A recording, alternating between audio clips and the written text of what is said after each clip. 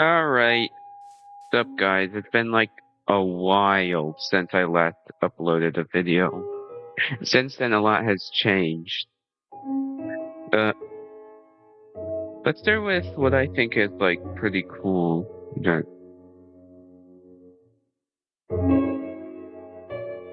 humanoid chicken.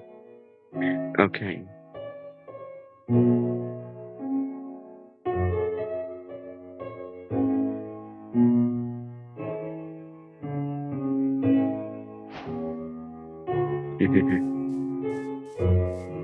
Well, the obvious is that I'm not using the creator launcher, which means I have my skin, which is Pizza Face from from the literal best game ever, or at least it was the best game until Silk Song came out. But point is, it was with the king. So basically, let me show you a new effect. It's called Contaminated, and it actually spreads to other mobs. You see, this mob has Contaminated now, but not having it before. Before I like. Nope. Like if I were to clear my effect and go near this infected pig, now I have a lower version of Contaminated. But if I kill the pig with Contaminated, it evolved. Look at that. It evolved.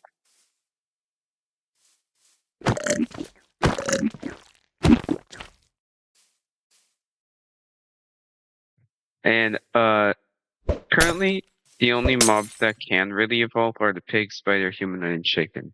I'll save the spider for last because it's my favorite. So the infected humanoid, if I kill it, it evolves into a bloodhound, which I really like.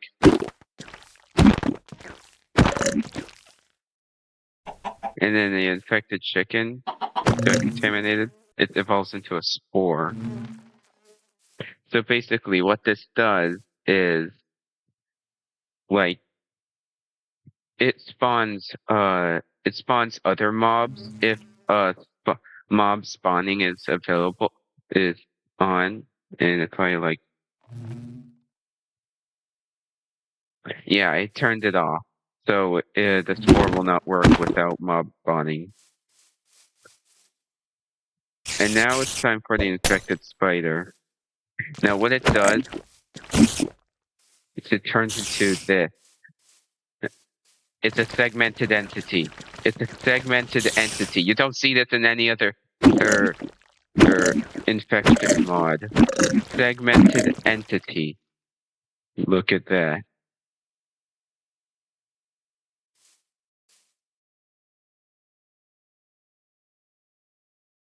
I tried to give it more segments like this, like the cave centipede from Alice's Mom.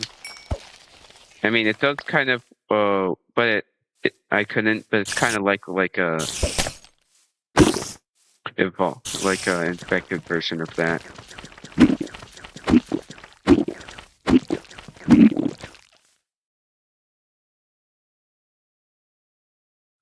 All right. So another thing is the infected thing will eventually evolve.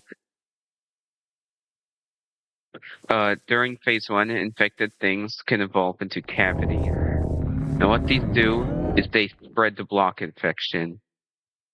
Like look at that. It spreads like in these tendrils, and you can actually change the rate of it. Like it, and also the size of the tendrils. Oh, and also there are niduses. Like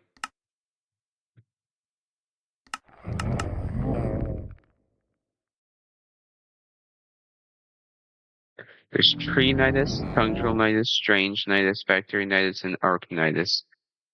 There's an arcnitis over here. Arcnitis and strange niduses spawn in the block infection. Unless it fits in desert, then it's tree niduses and strange niduses. Because sand actually has a different infected form than like if I were to grab some sand. it turns into this tropophan, which, as you can see, generates treeniduses on it. And the treeniduses grow into these trees, but they're like very slow when it comes to doing that. And then the arachniduses, we set the random tick speed to what? Oh, yeah, you can see that it turns into like this big arc, and like we just and the treeniduses just grow up into big trees. If we were to just increase the why is it just a straight line? Okay, there we go. Yeah, we have variation. And then the strange niduses either turns into tungral niduses or factory niduses, which increase the point of the bulbous infection. Like if we're to like wake the bulbous. Yeah, it's increasing the point. So yeah, that's pretty cool. The trees actually have a cap on how tall they can be because I would not want them to just like grow forever.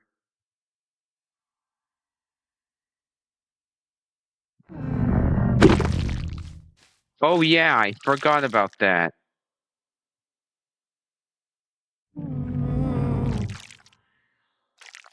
Oh man.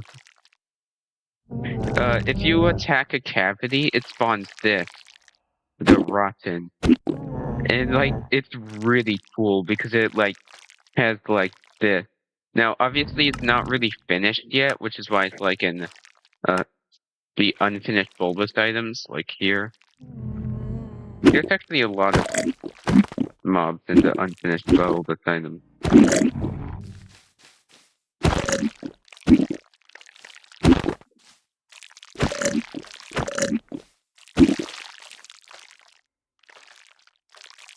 Oh wait.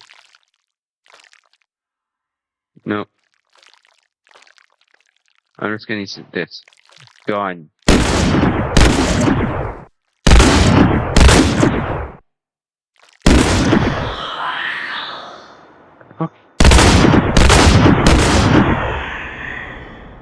Why did the tongue troll just grab me?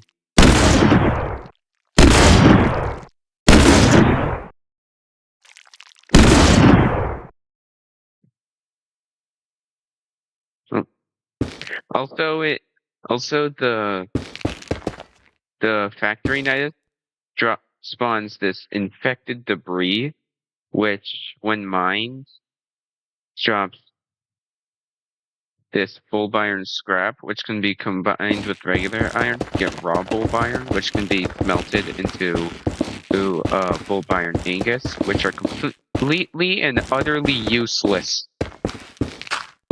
Like no joke, bulb iron is completely useless, but eventually it will get a use.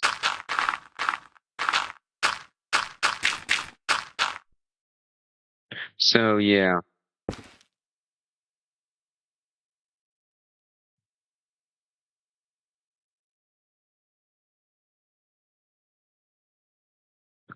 Also, you can see the infection in the map.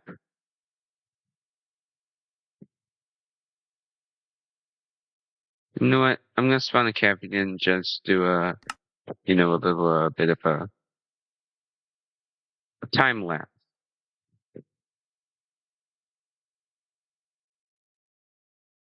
Boom.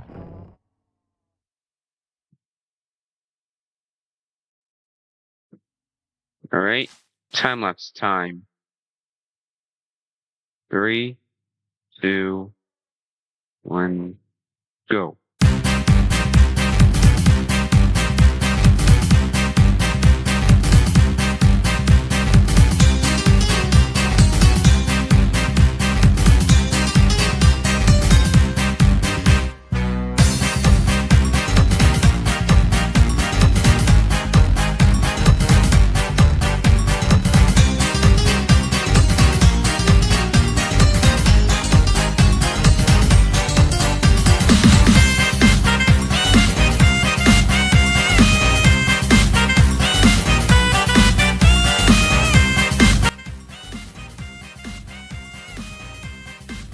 You know what? What if instead we did a time lapse in an old desert world to show like how it infects sand?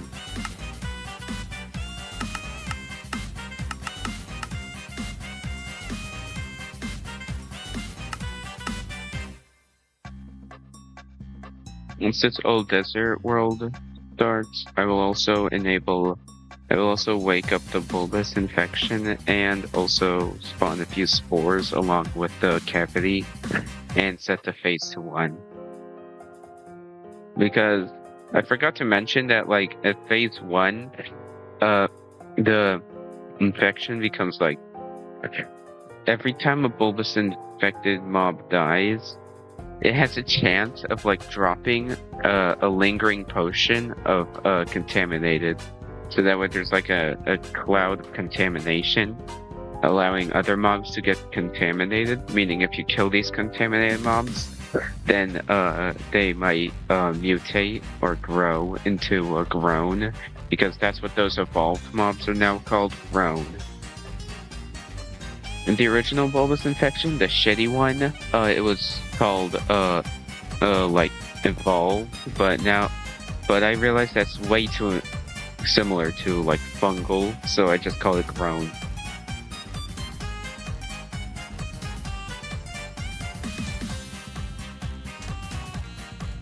Alright, here we go. Let's find a... This is not good.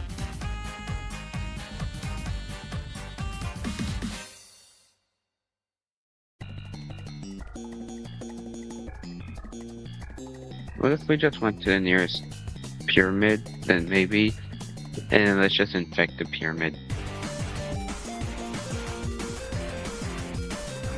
Uh-oh.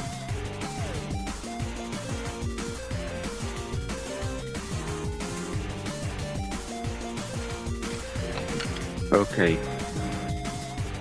What? I never saw...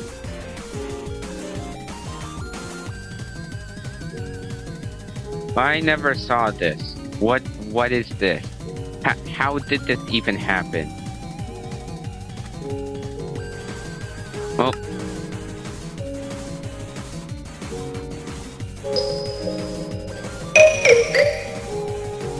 Let's just increase the phase and... grab cavity and... Oh no, I forgot to disable all music. Shit. Well. Damn it. Wait, where's the music and sound? Music off. Okay. Music is disabled. So we can spawn cavity into spores. And as you can see, it does... Yeah, it does change how it spreads. Well, how much time?